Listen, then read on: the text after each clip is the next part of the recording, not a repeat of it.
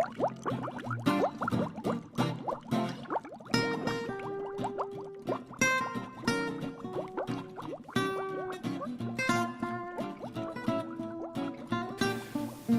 it's Colin here from Colin's Beauty Pages.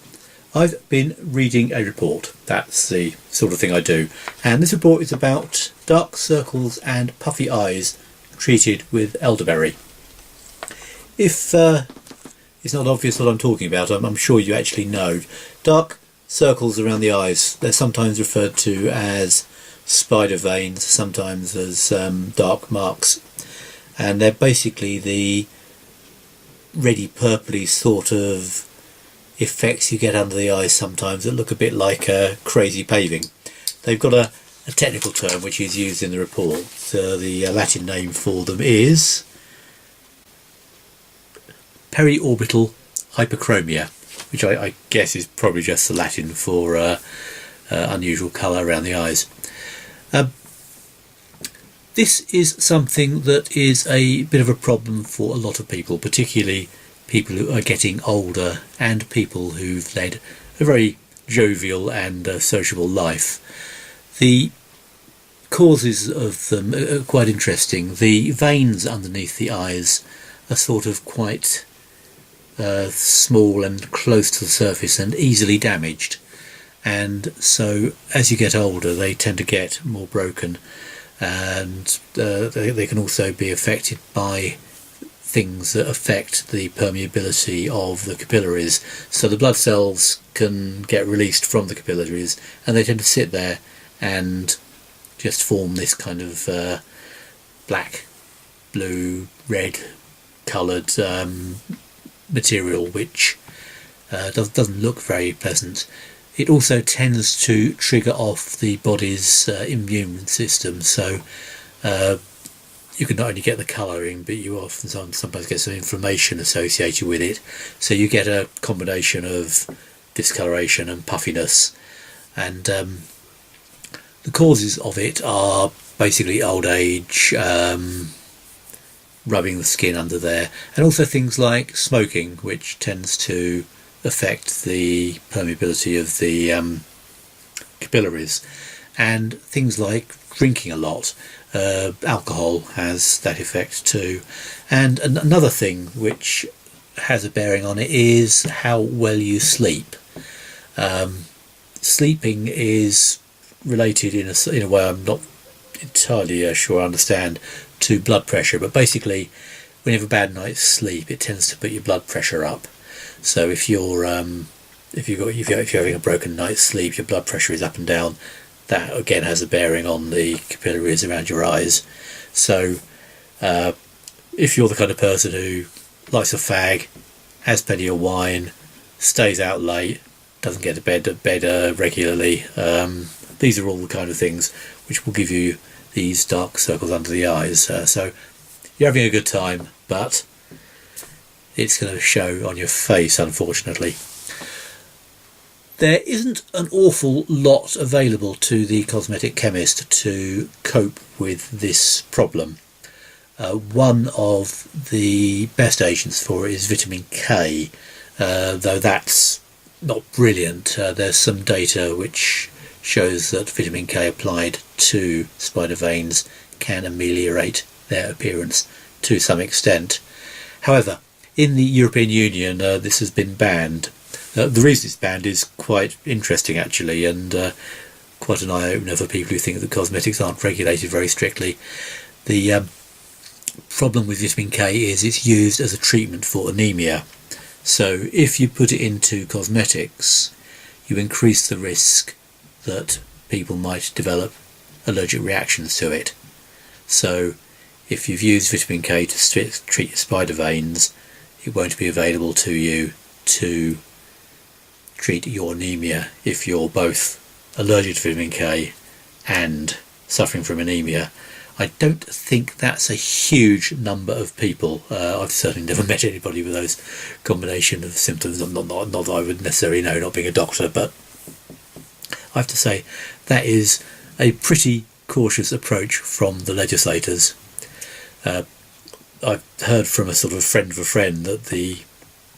suggestion was made and it went on to the agenda, and if more or less anybody who wanted to defend vitamin K put a counter argument through, it probably would have been not become part of the regulations, but nobody troubled to defend vitamin K, and so out it went. So there is not much else in the way of things that work against it. However, this paper was interesting for that reason, because a recent study done by a company down in Monaco has looked at an elderberry extract, and this, they say, has a beneficial effect on these dark circles. I have to say, the evidence they come up with to justify it isn't fantastic. One thing they look at is the inflammatory effect, the thing that gives you the puffiness, and they've monitored some inflammatory mediators in the skin in vitro. So they're looking at these things that you find in the skin in petri dishes, and they find that the elderberry extract inhibits the kind of inflammatory agents you get in the eyes. In fact, they're actually fairly common inflammatory mediators you get in quite a lot of other places as well. That's a neat bit of evidence and suggestive of efficacy. I don't think many scientists would hold that up as conclusive proof, but it's a step in the right direction. They've also done a very limited trial where they've actually applied the stuff to people with inflammation and dark marks around the eyes, and they've presented some photographs. They're not spectacular, but there is some kind of effect there if you look closely for it. They've had to use image analysis software to sort of do it. That's usually a sign that whatever the effect is there isn't a particularly impressive one. But nonetheless, if you look at it in the context of there is nothing else where there's any evidence that it works at all, you have to concede, if you've got to use an anti dark marks away active, this one is the only one that is in the toolkit. So full marks to the guys behind this paper for coming out with at least something. I would say that if you are looking for a solution to this problem, your first step really should be lay off the fags, cut back the booze, and get to bed a bit earlier. However, if you want a product to help, and I don't see why a product shouldn't help, you're really looking for a serum product. By all means include the elderberry in it, but if you don't want to use the elderberry, or if you're a consumer just looking for something that doesn't take a lot of searching for, what you really want is a nice light creamy lotiony serumy sort of thing. The marketers use these terms quite freely, but you want something that's got a light, easy touch, and which is very, very moisturising. You want it to be quite lubricious, because one of the problems that exacerbates dark circles under the eyes is simple abrasion to the eyes. So ideally have a product that you can apply without too much difficulty, which doesn't lead to damaging the capillaries that are the cause of the problem while you're doing it. The kinds of ingredients I would probably select if I were formulating such a product would probably be things like silicones and branched esters, things like isopropyl palmitate and that kind of thing.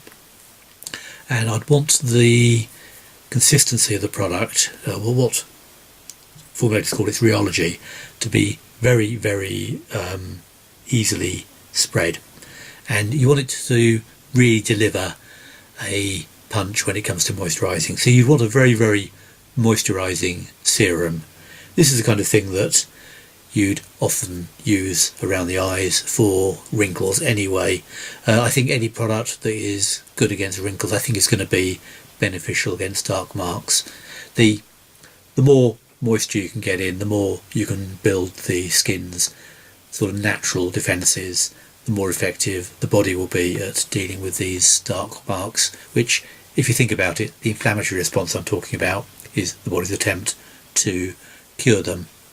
So that is what I'd look for.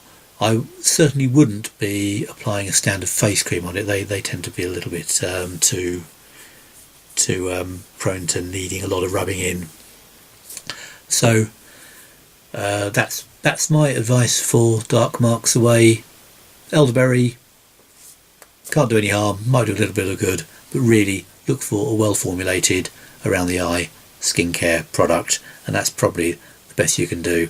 And if you really insist on living a full social life, maybe you've just got to learn to live with the effects it has on your face.